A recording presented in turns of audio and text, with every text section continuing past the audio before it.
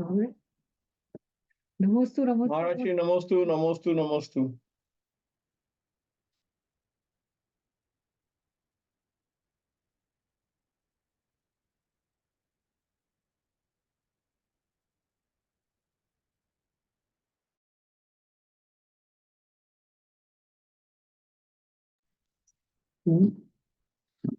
महाराज जी, आपका वीडियो और microphone I think of है।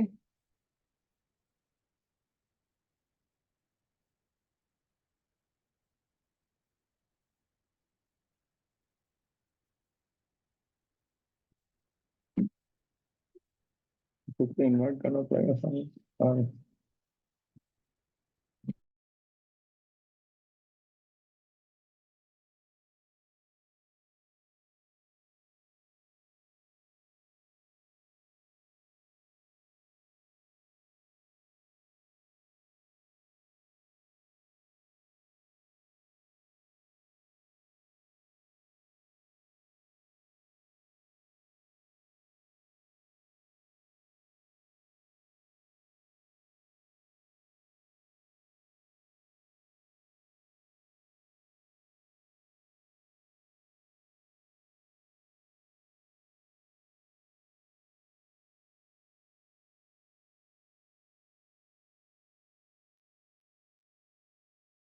नमोस्तु नमोस्तु नमोस्तु महाराज। नमोस्तु गुरुदेव, नमोस्तु नमोस्तु नमोस्तु। आशीर्वाद।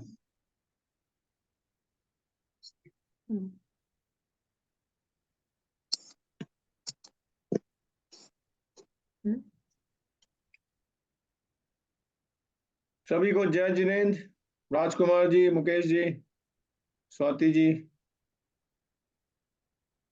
मंगलम भगवान वीरो मंगलम गौतमो गणि मंगलम कुंद कुंदाद्यो जैन धर्मस्तु मंगलम सर्व मंगल मांगल्यम सर्व कल्याण कारकम प्रधानम सर्व धर्माणां जैनम जयतु शासनम। अज्ञानतिमिरान्धानां ज्ञानाञ्जन शलाक्या चक्षुरुन्मीलितं तस्मै श्री गुरवे नमः। जिन शासन नायक भगवान महावीर स्वामी की जय। हम लोग मैसूर में हैं, यहाँ पार्श्वनाथ भगवान जिनालय है। वर्तमान जिनालय में मूल नायक पार्श्वनाथ भगवान की जय। 2400 तीर्थंकर भगवान की जय। द्वादशांग जिनवाणी माता की जय। कुंद कुंद आचार्य की जय। मम दीक्षा गुरु परम पूज्य तपाचार्य श्री प्रसन्न सागर महाराज की जय। समस्त आचार्य संघ की जय। 12 भावनाओं का वर्णन चल रहा है। पिछले रविवार को जरा हम ज्यादा व्यस्त थे बहुत, इसलिए ज्वाइन नहीं कर सके। श्रवण बेलगोला में काफी व्यस्तता थी। महावीर जयंती के कार्यक्रम थे, वहाँ के अनेक कार्यक्रम थे। सुबह 3 बजे से निकले कमरे से तो रात शाम को 4 बजे आए। उपवास भी था तो व्यस्तता रही, इसलिए नहीं हो सके। 12 भावनाओं के क्रम में ही अपन आगे चर्चा करते हैं। आज अशुचि भावना का वर्णन है। अशुचि माने अपवित्र। लेकिन जिस मूलाचार के ग्रंथ के आधार पर अपन 12 भावना चल रहे हैं, वहाँ कुंद कुंद स्वामी ने इस अशुचि भावना का मूल नाम अशुभ भावना दिया है। तत्वार सूत्र में अन्य ग्रंथकारों ने सब जगह अशुचि भावना ही शब्द प्रयोग किया है, लेकिन कुंद कुंद स्वामी और उनके टीकाकार बट्टकेर स्वामी ने अशुभ भावना का प्रयोग किया है। और वो अंतर स्पष्ट किया है। अशुचि से हम केवल शरीर की बात लेते हैं। जैसे जब राजा राणा वाली भावना पढ़ते हैं, उसमें आता है दिपे चाम चादर मड़ी हाड़ पिंजरा दे और भीतर यासम जगत में और नहीं घिनी। या इस शरीर को लेके उन्होंने कहा है दिपे चाम चादर मड़ी हाड़ पिंजरा दे। क्या क्या है? शरीर कैसा है? हड्डियों का शरीर है। हड्डियों से बना हुआ शरीर है। अंदर क्या है? हड्डी है। फोटो खिंचवाओ तो अच्छी लगती है, एक्सरे खिंचवाओ तो ऊपर का कुछ नहीं दिखता है। एक्सरे देखने में बहुत खराब लगता है, फोटो देखने में अच्छी लगती। तो कह रहे हैं ऊपर के शरीर पे मत रीझो, अंदर क्या है शरीर में। अंदर तो ये हड्डियों का दिपे चाम चादर हाड़ पिंजरा दे। ये देह काय की है? हड्डियों का पिंजरा है ही। स्केल्टन है, केवल बोन स्केल्टन, जैसे बहुत सुनो देखा बोन स्केल्टन क्या होता है, टंगा हो तो देख के ही डर लग जाता है अपने को बोन स्केल्टन देख के। जैसे हाड़ पिंजरा देह है, ये देह तो हड्डियों का पिंजरा है। इस पे क्या करा, ऊपर जपे चमड़े की एक कोटिंग कर दी, जैसे दवाई अंदर कड़वी हो तो ऊपर शुगर कोटिंग कर देते हैं खाने में, अंदर कड़वा ऊपर से मीठी। कह रहे हैं ऐसे देह तो ये ऊपर भीतर से तो हड्डियों का पिंजरा है, ऊपर से क्या कहते इस पे चमड़ा चढ़ा दिया है, स्किन चढ़ा दी तो हड्डियां अंदर नहीं दिखती। लेकिन उससे कोई देह पवित्र थोड़ी हो जाएगी। जब अपन दशरक्षण की पूजा करते हैं बहुत, तो ऊपर अमल मल भरियो भीतर, कौन विद घट सुच कहे, बहु देह मैली सुगुन थैली, शौच गुण साधु लय। बहुत अच्छे बन गए। ऊपर अमल मल भरियो भीतर, बहुत अच्छा दृष्टांत आचार्य ने दिया। एक घड़ा लें अपन, कलश मिट्टी का ले लें, कोई सा भी मिट्टी का कलश लें, उस पर बहुत अच्छी डिजाइन बनाए, कलश पे पेंटिंग कर दें, कलरफुल डिजाइन कर दें, ऊपर उस पर एक कलश भी रख दें, उस पर भी डिजाइन कर दें, खूब नाना प्रकार से सजा दें, मोतियां लगा दें, झालर लगा दें, और उसके भीतर मल भरा हो। ऊपर अमल, घड़ा देखने में तो बहुत अच्छा लग रहा है, सुंदर है, सजा हुआ है, ऊपर अमल मल भरे हो भीतर। अब भीतर क्या भरा है, मल भरा है उसमें। अब इस घड़े को क्या कहेंगे, पवित्र कहेंगे कि अपवित्र कहेंगे? आचार्य कहते ऊपर अमल मल भरे भीतर, कौन विद घट शुच कहे।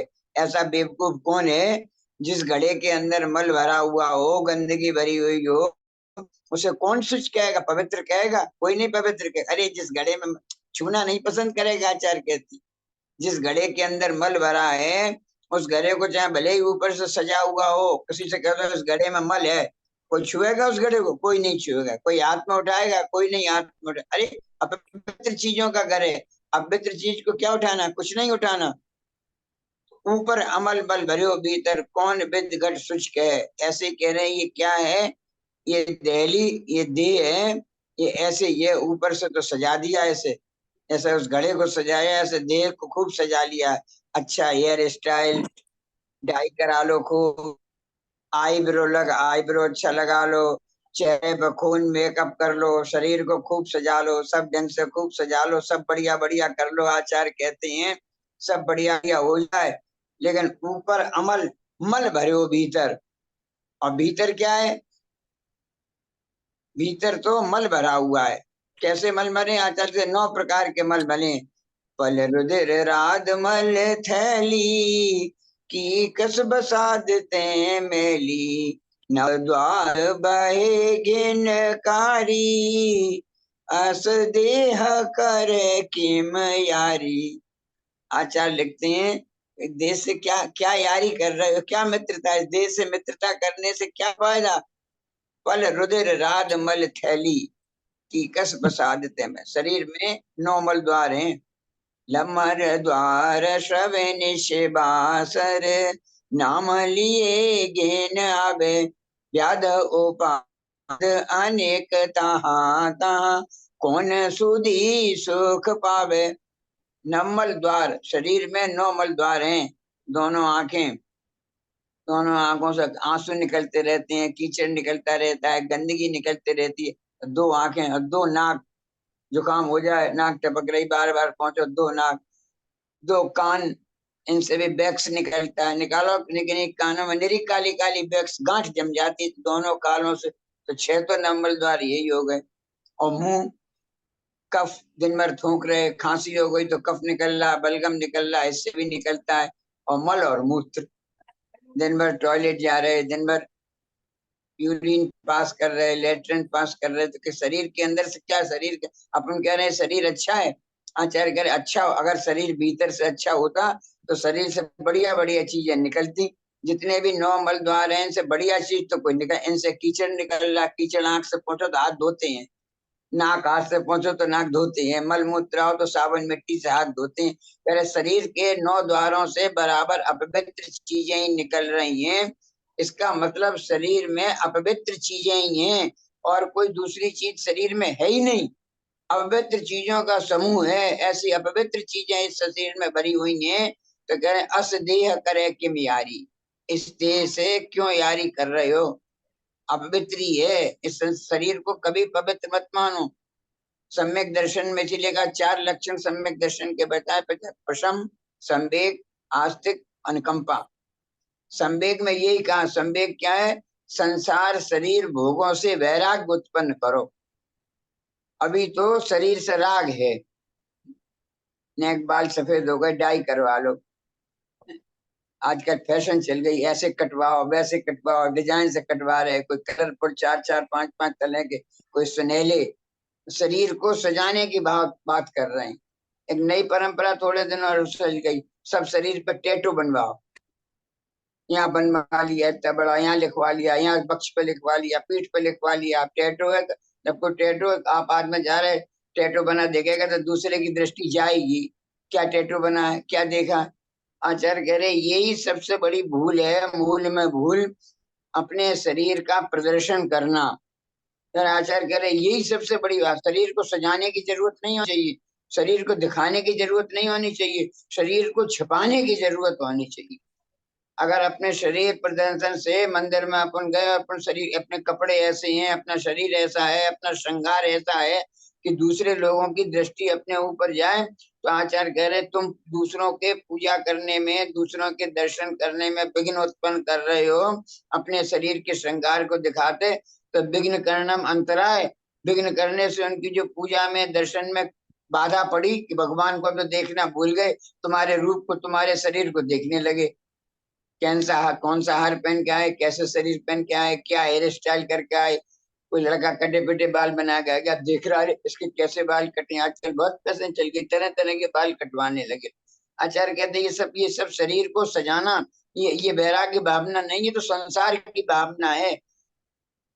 पहले ही आचार्य ने कहा था 12 भावना के लिए वैराग्य उपावन माई। 12 भावनाओं का आचार्यों ने वर्णन ही इसलिए किया कि संसार से वैराग्य उत्पन्न हो। जिन लोगों को संसार में रुचि है, आचार्य कहते हैं उनके लिए तो 12 भावना की बात ही नहीं। तुम्हें संसार में रुचि है तो संसार में अपने कामों में रखो, ठीक है, संसार के कामों में रहो। लेकिन जिन लोगों को रुचि इसमें नहीं है, उनसे आचार्य कहते हैं कि 12 भावनाओं का चिंतन, 12 भावनाओं का चिंतन करो। उन 12 भावनाओं के चिंतन से अपने को देखो कि हमें किस प्रकार संसार से वैराग्य उत्पन्न हो, किस प्रकार हम इन संसार की चीजों से बचें। आचार्य करे बराबर ये इसमें अपनी मूल भाव रखो ही मत कि हमें अपने शरीर से राग उत्पन्न मत करो। स्वभाव तो रत्नकंठ शापकाचार्य में आचार्य समंतभद्र स्वामी ने लिखा, स्वभाव तो अशुचौ कायो रत्नत्रयो पवित्रता। स्वभाव से, शरीर तो स्वभाव से ही अशुचि है। जिस दिन से पैदा हुए उस दिन से नंबल द्वारों से गंदगी ही निकल रही है, कितने ही लगाओ। अच्छा आप नहा धो के आओ, लौकिक व्यवहार में भी देखो, अपन नहा धो के आते हैं, बिल्कुल नई तौलिया से पहुंचे, और किसी अपनी वो तौलिया पहुंचे हुए किसी दूसरे को दो, तुम भी इस तौलिया से पहुंच लो, पहुंचेगा कोई? कोई नहीं पहुंचता। क्यों? हमारे शरीर से वो स्पर्श कर गई, अब उस शरीर को स्पर्श किए हुए दूसरा कोई नहीं पहनना चाहिए। अपन हम एक बनियान, कोई घर में थे, अपन बनियान पहनने, बिल्कुल नई बनियान हो, अब 5 मिनट पहनने के बाद उतार के सुधीर जी आपको दे दें, ले हमारी बनियान पहन लो, पहनोगे? नहीं। शरीर से स्पर्श कर गई तो अब कहते हैं ऐसा ये शरीर स्वभाव तो अशुचिकायो, शरीर स्वभाव से इतना अशुचि है कि एक वस्त्र अगर 5 मिनट के लिए भी इसके शरीर में आ जाए तो वो चीज इतनी अपवित्र हो जाती है कि उसे कोई दूसरा इस्तेमाल नहीं करना चाहता। दूसरा नहीं, अगर शरीर पवित्र होता तो उस तौलिया को, बनियान को पहन लेते। आचार्य कह रहे नहीं, अपवित्री है शरीर। मंगतराज जी ने इसलिए 12 भावनाओं में बहुत लिखा, तू नित पोक है यह सूख है, ज्यों धोवे ज्यों मैली। शरीर को कितने ही नहलाओ, शरीर को कितने ही लगाओ, सुबह नहाते हैं दोपहर तक शरीर फिर गंदा। गर्मियों में हो दिन में 4 बार नहाने का मन करता है। आचार्य कहते क्यों? शरीर एक बार शरीर को नहा कर स्वच्छ कर लिया, फिर भी थोड़ी देर बाद फिर पसीना निकल आया, अब शरीर फिर अपवित्र हो गया। तो तू नित्य पोके यो सूते, ज्यों धोवे ज्यों मैली। जितना जितना शरीर को धो उतना शरीर मैले, निष्दिन करे उपाय देह सो रोग दशा है। इतने शरीर का उपाय कर लो फिर भी शरीर क्या है? रोगों का घर ही है। देखो जरा जरा से रोग, हाल पता लगा, महीने भर पहले ठीक, महीने भर में ये शरीर में रोग हो गया, किसी के ट्यूमर हो रहा है, किसी को कैंसर हो रहा है, किसी को मुंह में छाले हो रहे हैं, किसी को कुछ हो रहा है, अंदर से शरीर में के रोग ही उत्पन्न हो रहे हैं। मात पिता रज बीरज मिलकर बनी देह तेरी, और मांस हाड़ लहू रथ की प्रकट व्याधि की। शरीर बने ही कैसे? आचार्य कहते हैं शरीर का संयोग ही अशुद्ध चीजों से, रज और वीर का संयोग हुआ, रज भी अशुद्ध, वीर भी अशुद्ध, दोनों का संयोग हुआ तो देह उत्पन्न हुई। तो जिस चीजों का बनने का स्रोत ही अशुद्ध है, उससे बनी हुई देह कैसे शुद्ध हो सकती है? उससे बनी हुई देह शुद्ध हो ही नहीं सकती। इसलिए आचार्य कहे कारण ही खराब है, तो कारण से होने वाला कार्य भी खराब ही होगा। इसलिए नहीं, मात पिता रज बीरज मिलकर बनी देह तेरी, और मांस हाड़ लहू दरगाह की प्रकट व्याध तेरी। काना पौना पड़ा हाथी है चूसे तो रोबे, और फले अनंत जो धर्म ध्यान की भूमि विषय। कितना अच्छा दृष्टांत दिया मंगत राज जी। गन्ना होता है, हमारे इस क्षेत्र में बहुत गन्ने की खेती है, हर तरफ गन्ने गन्ने खेत है। गन्ना लो, उसका जो बीच का हिस्सा होता है, काड़ा पौना कहते, वो जो गन्ना गन्ना के जो बीच का हिस्सा है, अपन उस बीच के हिस्से को नहीं खाते, जो रस वाला हिस्सा होता है वो खाते हैं। लेकिन बीच का हिस्सा क्या कहते हैं? अगर उसी बीच के हिस्से को खेत में बो दो तो उससे गन्ना उत्पन्न हो जाएगा। इतना अच्छा तुलना की। कहते हैं ऐसे ही ये शरीर तो अपवित्र ही है, लेकिन अगर इस शरीर को धर्म मार्ग में लगा दो तो जैसे वो न खाने योग्य गन्ना भी अगर खेत में लग जाए तो उससे फसल तैयार हो जाती है।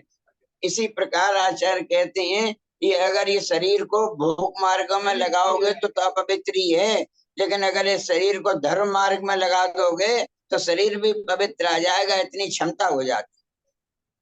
वास्तविकता है, सुधीर जी घर में रहते थे, दोनों टाइम साबुन चाहिए, सुबह भी साबुन, शाम को भी साबुन, गर्मी बहुत है, उसके बाद परफ्यूम भी चाहिए, पॉन्ड्स पाउडर भी चाहिए, इतनी गर्मी लग रही। आज साल सवा साल हो गई साबुन लगाया ही नहीं। घर में एक दिन साबुन नहीं लगाओ तो परेशानी, और यहाँ सवा साल से साबुन नहीं लगाया तो अभी परेशानी नहीं। इसीलिए तो रत्नगंज साहब का जान रत्नत्रय पवित्रता। जब जीवन में सम्यक दर्शन आ जाता है, सम्यक ज्ञान आ जाता है, सम्यक चारित्र आ जाती है, उनके गुणों से शरीर में अपने आप इस प्रकार की स्थिति उत्पन्न हो जाती है कि फिर शरीर में रहते रोग उत्पन्न हो क्यों रहे, विषय अपवित्रता आ क्यों रही, मानसिकता खराब है, भोगों के प्रति आसक्ति है, भोग भोग रहे, भोगों के मनोकामना भोगों की कर रहे, विषय वासनाएं रह रहे, खाने में दिन भर नाना प्रकार की चीजें खा रहे, अशुभ चीजों का उपयोग कर रहे। जब शरीर के संसर्ग से ऐसी बुरी चीजें पहुंचती हैं तो शरीर की प्रवृत्ति भी बुरी होती है, उसी प्रकार की प्रवृत्ति बुरी होती है। लेकिन जब अपन अब ये सब बाहर के कारण छूट ही गए, मानसिकता खराब है ही नहीं, थिंकिंग खराब है ही नहीं, बोलने से गाली निकली नहीं, अशुभ शब्द निकल ही नहीं रहे, ज्यादा बोल ही नहीं रहे। 24 घंटे में 12 14 15 घंटा तो वैसे ही मौन हो जाता है, ज्यादा बोलने की जरूरत नहीं, बाकी भी बोल रहे तो बहुत सोच समझ के बोल रहे, तो मन की प्रवृत्ति ठीक हो गई, वचन की प्रवृत्ति ठीक हो गई, काय से होने वाले जितने अशुचि अपवित्रता के काम थे वो सब खत्म हो गए। जब अपवित्र चीजें संसार संसर्ग में रही नहीं तो समंतभद्र स्वामी कहते हैं और रत्नत्रय आ गया। तो जो शरीर घर में रहने से अपवित्र था, जिसके स्पर्श से लोगों में अपवित्रता आ जाती थी, कहते हैं यहाँ स्वभाव तो वश्चुकायो रत्नत्र, रत्नत्र के कारण शरीर पवित्र हो गया। गृहस्थ नहीं छू सकता। हम लोगों को कितना लाभ है, कई मंदिर जाते हैं हाल प्रतिमा पे हाथ रख दिया, क्यों? अब शरीर अशुच रहा ही नहीं, पवित्र हो गया। आप लोगों को सोचना पड़ता है कि अब कैसे भगवान का स्पर्श करें। हमें जहाँ दिन में 4 बार भी भगवान मिले तुरंत भगवान को स्पर्श किया जाए। भगवान को स्पर्श करते हैं तो क्या आते हैं, अपने को भी उनकी ऊर्जा प्राप्त। इसलिए आचार्य कहते नहीं, इन फल अनंत केसर चंदन पुष्प सुगंधित देख बस सारी। आचार्य कहते कहते लगा लो, माथे पे तिलक भी लगाओ, केसर का लगा लो, चंदन का लगा लो, कितनी देर रहेगा, थोड़ी देर बाद सूख के। तो केसर इतनी पवित्र है लेकिन शरीर के स्पर्श में आ गई अपवित्र हो गई। चंदन इतना अपवित्र है, शरीर के स्पर्श में आ गया अपवित्र हो गया। तो इस प्रकार से अन्य सभी 12 भावनाओं में तो मूल रूप से इसी का ही वर्णन किया है कि शरीर की अशुचि का। लेकिन कुंद आचार्य ने मूलाचार में 7 गाथाएं लिखी हैं अब, और वहां अशुभ भावना नाम दिया है। सबसे पहली गाथा 722 नंबर की है। उस 722 नंबर की गाथा में आचार्य कुंद लिखते हैं, हृदयेषु असुहमे अंत में त्रियेषु बंदरो हादि मनो एषु रोगास्यं तु दिव्यमानसम असुहम। क्या करे कुंद कुंद आचार्य अशुभ प्रेक्षा का वर्णन करते हुए आचार्य लिखते हैं, नरकों में एकांत चारों गतियों का वर्णन कर रहे हैं। कहाँ है कि नरकों में एकांत से अशुभ ही है। नरक गति में कोई शुभ वाली चीज है ही नहीं, एकांत। यहाँ अनेकांत नहीं लगाते आचार्य कह रहे, यहाँ कहते एकांत से नरक में क्या है, अशुभ ही है। यहाँ अनेकांत नहीं लगेगा कि शुभ भी है और अशुभ भी है, नहीं। आचार्य कह रहे नरकों में एकांत से अशुभ ही है, बुरा ही है नरक में। त्रियंचों में बंधन और रोदन आदि ये दुख है। त्रियंच गति में कैसे हैं, बंधन रोदन, जानवर है बांध दिया, चिड़िया है पेड़ों में बंद कर दी, कुत्ता है बंधा हुआ है, गाय भैंस है बंधी हुई।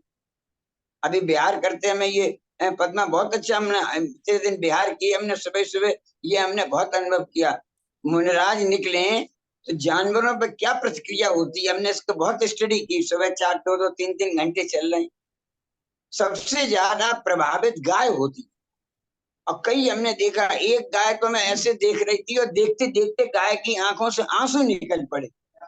तब ऐसा लगता है देखो कोई ऐसा भव्य जीव होगा पिछले जन्म में, लेकिन कोई पाप की मायाचारी के काम की तो त्रियंच गति मिल गई, लेकिन अब उसे मुनि मुद्रा को देख के अपने पूर्व विस्मरण आ गया कि हमने जो को ऐसा मुनराज का किया था, ये गति मिली। तो आज भी मुनि मुद्रा को देख के उसकी गाय की आंखों से आंसू निकल गए। 3 बार उसने गाय ऐसे ऐसे भागनी चाहिए बनी हुई थी, जैसे वो गन्नन तोड़ के हमारे पास आई जाए, ऐसे मन मुद्रा को देख के उसके भाव। जब वो नई बंधन को तोड़ पाई तो उसने 3 बार ऐसे ऐसे सिर हिलाया, 3 बार गाय, अगर एक बार खूब जोर से रमाई, ऐसे करे नमस्तु कह रही है उसकी। तो ऐसी मन मुद्रा है, ऐसी मन मुद्रा को देखने के बाद साक्षात अपन त्रियंचों पे देखते हैं, पशुओं पे देखते हैं, तो इतना प्रभाव पड़ता है उन जीवों के ऊपर। एक बार अभी ऐसे कुछ कुत्ते ऐसे होते हैं भौंकते भौंकते रह जाते, लेकिन 3 4 हमने प्रसंग ऐसे देखे। ऐसा एक कुत्ता ऐसा आया, उसने हमारी परिक्रमा की, कुत्ता एक बार केवल आया, आगे पर उसने दोनों पैर आगे किए और फिर ऐसे बैठा कुत्ता, और बैठने के बाद उस कुत्ते ने हमारी एक बार परिक्रमा की और परिक्रमा दिखा के और फिर अपना मुष्ट उठा के चला गया। तो ऐसे जब दृश्य देखते हैं तो बड़ा लगता है, तो ऐसे ही कोई जीव होंगे कि पिछले बम में कोई पाप किया तो त्रियंच गति बन गई, आज उस त्रियंच गति में भी अगर उन्हें मुनि मुद्रा के दर्शन हो रहे हैं, तो उन मुद्रा के दर्शन करने से आज भी त्रियंच गति के जीवों में परिणाम। और कुछ कुत्ते ऐसे जो भौंकते रह जाते हैं, तब चिंतन करते हैं, जिन लोगों को मुनि के शरीर को देख के भी कष्ट है, वो भौंके हैं, चाहे मनुष्य का तो भौंकेंगे, त्रियंच गति में हो तो भौंकेंगे। दुष्ट जीवों का स्वभाव ही भौंकना है, इसलिए उनके भौंकने की चिंता नहीं करना। लेकिन जो समर्पण कर रहा है, तो यहाँ लिख रहे कि त्रियंचों में भी बंधन रोदन ये दुखी दुख हैं, और मनुष्यों में लिख रहे हैं रोग शोक। मनुष्यों में भी अपने जीवन में 5 अवस्थाएं हैं मनुष्य गति में। जन्म, आचार्य कहते जन्म से बड़ा कोई दुख नहीं है। निकसत जे दुख पाए घोर तिनको कहत न। जब जन्म हुआ तो कितना कष्ट सहे, भूल गए उस कष्ट को, तो कहते जन्म को भी दुख। उसके बाद बड़े हो गए तो भोगों में लग गए, तो भोगों में दुख, भोगों के कारण शरीर में रोग हो गया तो दुख, और रोग के बुढ़ापा आने जीवन में। रंजू जी आ रहा कि नहीं बुढ़ापा? हाँ आने वाला है बुढ़ापा, आने वाला है बुढ़ापा। हम पर तो आ ही गया, सब पे ही आएगा एक दिन। बुढ़ापा आ गया तो बुढ़ापे का दुख, और अंत में मरण का भय। तो कहना हर एक व्यक्ति के जीवन में 5 स्टेज हैं, जन्म, भोग, रोग, जरा और मृत्यु। बस इन 5 चीजों के चक्कर से ही कह रहे आदमी परेशान है। तो कह रहे मनुष्य गति में भी ये दुखी हैं। और स्वर्गों में क्या है? स्वर्गों में कहते हैं मन संबंधी, शारीरिक सुख तो बहुत है स्वर्गों में, लेकिन मन संबंधी दुख। अरे उस देव के इतने वैभव, उस देव के पास इतनी देवांगनाएं, उस देव के पास इतनी रिद्धि, उस देव के पास इतनी सिद्धि, और अपन को कहीं देवगति भी मिली, और देवगति मिलके भी कहीं भवनत्रिक में बन गए भवनवासी, ज्योतिष वैमानिक हो गए, कुछ नहीं फायदा। वैमानिक बने कम से कम, ये भवनवासी नहीं बने, व्यंतर नहीं बने, ज्योतिष नहीं बने। देव गति का भी पुण्य करो। बहुत हम चिंतन करते हैं, मुनि मुद्रा है तो हर समय देव गति का हो रहा, लेकिन अगर इसमें कहीं शिथिलाचार आ गया, इसमें दोष हो गए, पुण्यहीन हो जाएगा। पुण्यहीन हो जाएगा तो क्या देव गति मिलेगी, लेकिन कौन सी मिलेगी? भवनवासी व्यंतर ज्योतिष की मिलेगी। ऐसी देव गति भी मिल गई तो क्या फायदा? कोई फायदा नहीं ऐसी देव गति मिलने से।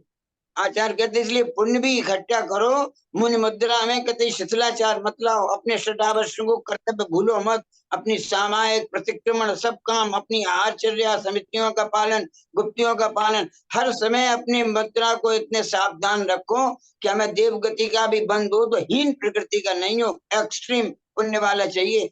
99% आए तो IIT में मेडिकल में सिलेक्शन होगा, 80% वाले को कोई नहीं पूछता, घटिया कॉलेज मिलेगा। ऐसे बिल्कुल यहाँ पर अगर पुण्य का आश्रम हुआ और कम आश्रम हुआ तो घटिया देवगति मिलेगी। इसलिए बढ़िया देवगति चाहिए तो यहाँ भी 99% वाले मार्क्स चाहिए। आराध्या है कि नहीं? थोड़े नाम से काम नहीं चलेगा। आराध्या पूरे 100% 99% मार्क्स आए तब काम बनेगा, बिना इसके काम बनने वाला नहीं है। तो आचार्य कह रहे कि मनुष्यों में भी दुख है और स्वर्ग में भी मन संबंधी।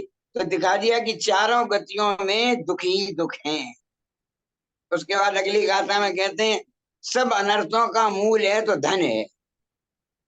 धन सब अनर्थों का मूल है। उसमें श्रम, दुख, बैर, भय, शोक, कलह, राग, द्वेष, मोह, ये सारे प्रसंग धन के निमित्त से ही। कमाने में आफत, अर्जन करो, अर्जन कर लो तो उसके संरक्षण में आफत। कहाँ रखो? रखो इकट्ठा करो तो कहीं इनकम टैक्स का छापा नहीं पड़ जाए, उसकी दिक्कत, कहीं पकड़े नहीं जाए तो उसकी दिक्कत। आचार्य कहते धन के अर्जन में भी कष्ट है, धन के संरक्षण में भी कष्ट है और धन के खर्च में भी अब तो कष्ट है। गवर्नमेंट कहती पैन नंबर लगाओ कहाँ खर्च किया है, 1 नंबर का है कि 2 नंबर का है। अब तो खर्च करने में भी दिक्कत है। आचार्य कह रहे धन सब धर्मों का अनर्थ है। ये बात सही है कि बिना धन के कुछ नहीं हो सकता। धन बहुत कुछ है लेकिन धन सब कुछ नहीं है। आचार्य कहते गृहस्थ के लिए आवश्यक है कि धन कमाओ, लेकिन बस धन को ये मानो कि धन बहुत कुछ है लेकिन धन सब कुछ नहीं है। उसके बाद अगली कार्यक्रम आचार्य कहते काम सुख भी असुख है। जो दुख और कठिनता से मिलते हैं, भय प्रचुर है, अल्पकाल टिकने वाले हैं, तुच्छ है, जिनका परिणाम दुख रूप है, ऐसे इंद्रिय विषय सेवन करते समय भी अशुभ ही है। काम करते हैं भय उत्पन्न रहता है, कोई देख नहीं ले, कर नहीं ले, करते समय थोड़ी देर को पोषित तो दुख, दोष करें पोषित सुख लागे। जब भोगों को पोषते हैं तो क्षण भर के लिए अच्छे लगते हैं, क्षण भर बाद अरे कहाँ चक्कर में, स्वयं गिलानी होती है कहाँ भोगों के चक्कर में पड़े हैं। लेकिन बुद्धि ऐसी है, एक बार थोड़ी आनंद, फिर थोड़ी देर बुरा, फिर थोड़ी देर आनंद, तो रेट की तरह वहीं के वहीं घूम रहे। अगली 725 का में कहते हैं आहार में भी सुख नहीं है। अशुचि से व्याप्त गर्भ में रहता हुआ जीव जरायु पटल से ढका है, वहां पर भी माता के कफ और लार से युक्त अशुभ अशुभ को पीता है। गर्भ में ग्रहण करता है तो गर्भ में आहार हो रहा, कितना अशुभ आहार हो रहा है। फिर उसके बाद कह दिया शरीर उत्पन्न हो गया तो 7 धातुओं से शरीर बन गया। रस, रक्त, मांस, मज्जा, अस्थि, मज्जा, शुक्राणी, सप्त धातु, 7 धातुएं करे, 7 धातुओं से बना हुआ भी शरीर अशुभ ही है, कोई अशुभ नहीं है। इसलिए आचार्य में अंत लिख कहते हैं हे प्राणी, जिनेन्द्र देव द्वारा कथित धर्म को छोड़कर, क्या धर्म को छोड़कर, कौन से धर्म को छोड़कर? जो जिनेन्द्र देव द्वारा कथित है, ऐसे जिनेन्द्र देव द्वारा कथित धर्म को छोड़कर सुर, असुर, त्रियंच, नरक, मनुष्य सहित इस जगत में कुछ भी शुभ नहीं है। अंतिम गाथा में सार निकाल दिया। न मनुष्य गति में सुख है, न देव गति में सुख है, न त्रियंच गति में सुख है, न नरक में सुख है। कहाँ सुख है? बस जिनेन्द्र भगवान ने जो वाणी कही उस वाणी के पालन में लग जाओ, उसी में सुख है। नम्रता जी घर में AC में रहते थे तब भी कष्ट है, यहाँ बिना पंखे के बैठे हैं तो अभी आनंद आ रहा है। घर में 4 बार खाते थे तो अभी पेट नहीं भरता था, यहाँ 1 बार खा के ही पेट भर रहा है। और वो भी मनोनुकूल मिले न मिले, जैसा कर्म की वजह से मिल जाए वैसे ही। तो साल भर में जो कितना फर्क आ जाता है। वहां लगता था ये कैसे कर पाएंगे, कैसे कर पाएंगे, कैसे कर पाएंगे। अब बड़े आनंद से हो रहा है। हाँ, घर से मंदिर भी जाते तो बिना स्कूटर के नहीं, 2 किलोमीटर भी स्कूटर से। अब 15 किलोमीटर बड़े आराम से, आज सुबह 9 किलोमीटर खूब बिहार किया, आराम से किया। कैसे भोगों से विरक्ति हो गई, धर्म मार्ग में लग गए। बस आचार्य यही कह रहे हैं, भोगों को छोड़ो। इसलिए हम बार बार कहते, जितने सीनियर सिटीजन है, मैं ठीक है युवावस्था है सब है, लेकिन जितने सीनियर सिटीजन है उन्हें तो ये बात सोचनी चाहिए, वानप्रस्थ आश्रम और संन्यास 60 के बाद तुरंत करनी चाहिए। आप घर में कम रहेंगे, महाराजों के पास ज्यादा रहेंगे। पद्मा बहन जी हमारी सामने अभी महीने भर कुंडलपुर रहे आए, ये भी वानप्रस्थ आश्रम ही है। चौका लगाया, खूब महाराजों के हुए हार हुए, माता जी के हार हुए, ये वानप्रस्थ आश्रम अपनी चंचला लक्ष्मी का सदुपयोग है ये। चले महीने भर चले गए कुंडलपुर, वहीं रहे, खूब महाराज के दर्शन हुए, खूब हार दिए, खूब माता जी के हुए, सब ये यही वानप्रस्थ आश्रम। हम इकट्ठे घर नहीं छोड़ सकते, थोड़े दिनों के लिए छोड़ दी। रंजू जी भी हमारी बंगलौर से भाग भाग के बार बार आ जाती हैं, अभी 4-5 बार हो गई, रहती हैं 1-2 दिन ही है अभी, लेकिन आ जाती हैं, अच्छी बात है। ऐसे आचार्य कहते हैं, अपने जीवन का सदुपयोग धर्म कार्यों में। समय हो रहा है, अब किसी को कोई प्रश्न हो, कोई जिज्ञासा हो, आज के उस पर प्रश्न जिज्ञासा हो तो पूछ सकते हैं, और कोई प्रश्न जिज्ञासा 5 मिनट उसके लिए हैं। लेकिन भगवान की वाणी को सुन के अपन थोड़ी ऐसी कोशिश करें। एक बात हम बहुत कहते, जरूर ध्यान रखें, मंदिर जाएं तो ज्यादा शरीर को सजा के, आज ये परंपरा बहुत चल गई, नई साड़ी, नया हेयर स्टाइल, नए गहने, नए डिजाइन। जैसे ही मंदिर में प्रवेश किया, सबकी निगाह कहाँ, अभी तक भगवान पे निगाह थी, सामने आ गई, दृष्टि कहाँ चली गई, भगवान से हट के शरीर पर चली गई। परिणाम बिगड़ते ही बिगड़ते हैं। हम तो अपनी कह रहे हैं, परिणाम ज्यादा सजे हुए शरीर को देख के बिगड़ते ही बिगड़ते हैं। इसलिए आचार्यों ने बहुत अच्छी बात कही, हम इस बात को बहुत दोहराते हैं, मंदिर दर्शन करने का स्थान है, प्रदर्शन करने का नहीं। मंदिर दर्शन करने का स्थान है, प्रदर्शन करने का नहीं। ऐसे कपड़े मत पहनो मंदिर में, महाराज के सामने। हम यहाँ बहुत देखते, लोग ऐसे आते हैं, इतने हीरोइन बन के आ रहे महाराज के सामने, महाराज के पर कहते हैं महाराज ऐसे करते हैं, महाराज ऐसे हैं, महाराज वो हैं। कौन बिगाड़ रहा है? महाराज बिगाड़ तो आप ही रहे ना। ऐसे कपड़े पहन के आओ महाराज के सामने जो ये लगे कि हाँ धर्म की इंद्राणी है, भोग की इंद्राणी नहीं। ऐसे पहन के आओ तो क्यों महाराज के विचार खराब। इसलिए आज की इस अशुभ भावना से अपन यही सोचें कि अपने को ज्यादा शरीर को सजाना नहीं है, भोगों के कामों में नहीं फंसना है। जो फंसे हैं वो अपनी भोगों की मात्रा को कम करें, और अंत में ऐसे भाव रखें कि हम इन भोगों से निकल के, चारों गतियों से निकल के मोक्ष मार्ग में लग सकें। बोलो परम पूज्याचार्य श्री विद्यासागर महाराज की जय। किसी का कोई प्रश्न हो तो बोले। नमोस्तु गुरुदेव। प्रश्न नहीं है आशीर्वाद। बस महाराज की, हाँ इतनी गर्मी में इतने विहार के साथ भी हमारा ये सौभाग्य ही है कि आप हमें फिर भी अपनी वाणी का सुनने का अवसर दे रहे हो। आज आपने विहार करा, फिर भी हमें प्रवचन कर रहे हो आप हमारे लिए, नहीं, तो उसके लिए ये तो आपका नम्रता जी के निमित्त से हमारा संयोग है। 15 मिनट पहले पढ़ना भी पड़ता है, फिर कॉपी भी निकालनी पड़ती है, फिर 8 घंटे पूरे पूरा पूरा शुभोपयोग रहा। अगर नहीं हो रहे तो सामने किसी से बैठ के बातें कर रहे होते और कुछ काम कर रहे होते, लेकिन इसे 45 मिनट क्या रहा, बिल्कुल 100% शुभोपयोग, कोई बुरी बात आई नहीं।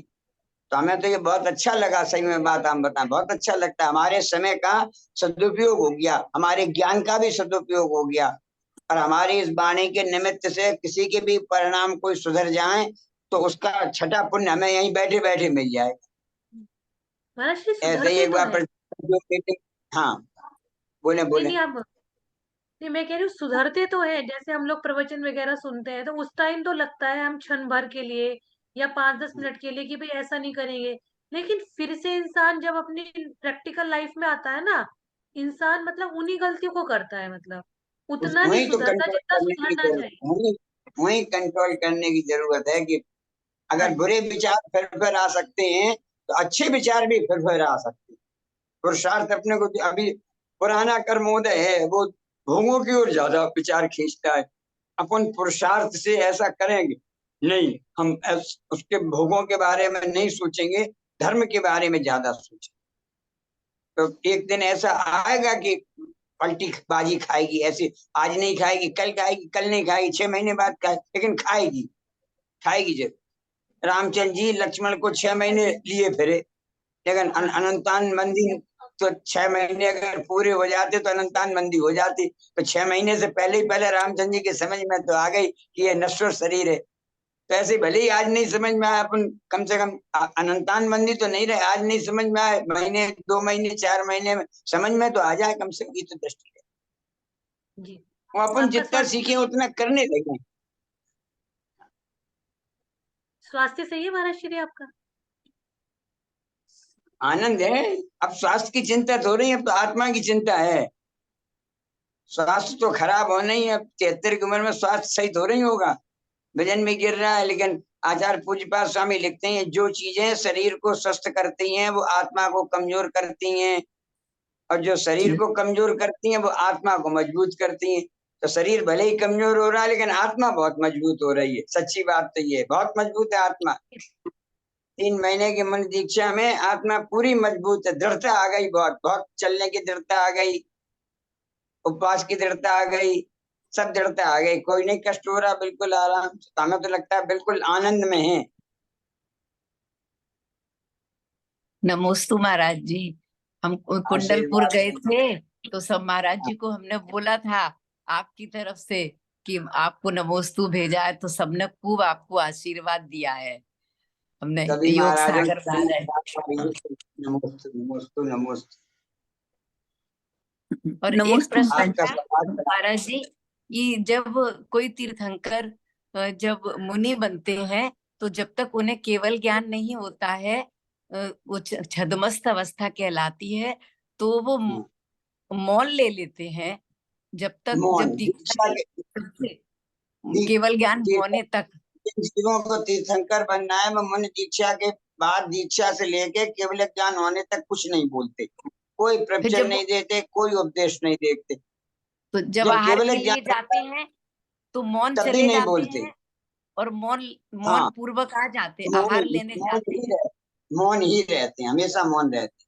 मैंने ये भय रहता है हम छद्मस्त हैं, हमारे मुंह से कुछ गलत निकल गया तो धर्म की प्रभावना हो जाएगी, इसलिए हमारा ज्ञान अभी मतीश, देखो सोचो, मतिक ज्ञान, श्रुतिक ज्ञान, अवधिक ज्ञान, और दीक्षा ले ली तो मन पर्य ज्ञान, 4 ज्ञान के धारी हो गए, फिर भी उन्हें ये भय लग रहा है कि हमसे गलत न निकल जाए, और हम जरा से मतिक ज्ञान और श्रुतिक ज्ञान में ही अपने को पंडित समझ रहे हैं, बहुत विद्वान समझ रहे हैं, सब ये कर रहे हैं कि हमसे ज्यादा कोई जानता ही नहीं। तो ये प्रसंग से सीखना चाहिए भैया, जब तीर्थंकर ही नहीं बोलते, अपन कम बोलो, काम का बोलो, फालतू नहीं बोलो। तो जब कोई श्रावक उनके दर्शन करने जाता होगा, या जब वो मुनि आहार के लिए जाते हैं, तो पूर्णतः मौन ही रहता है उनका, मौन ही। वो सब ये तीर्थंकर के लिए आशीर्वाद दे दिया बस। समय हो गया। और कुछ तीर्थंकर का शरीर है, लोगों को उनके शरीर को ही देख के जिज्ञासा होती ही नहीं, मन में ही शंका हो तो वो शंका, तो अब जब उसे विद्याधर को से और बालक को सन्मति को देखा तो देख के ही शंका खत्म हो गई। ऐसे अगर मन में कोई जिज्ञासा प्रश्न होगी तो तीर्थंकर को देखो तो अपने आप जान देखा, अब तो अरे तीर्थंकर का रूप, क्या टेंशन करो, रूप को देखो।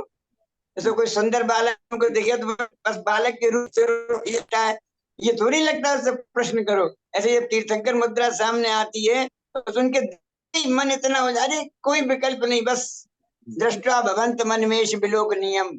आपको देख के अब कुछ दूसरे, जब प्रतिमा को देख के मानतंग लिख रहे हैं कि दूसरे जीव को देखने की इच्छा नहीं होती, या साक्षात तीर्थंकर होंगे उन्हें देखने के बाद कुछ रहता ही नहीं टेंशन, भाग्य तीर्थंकर हो गए। नमोस्तु।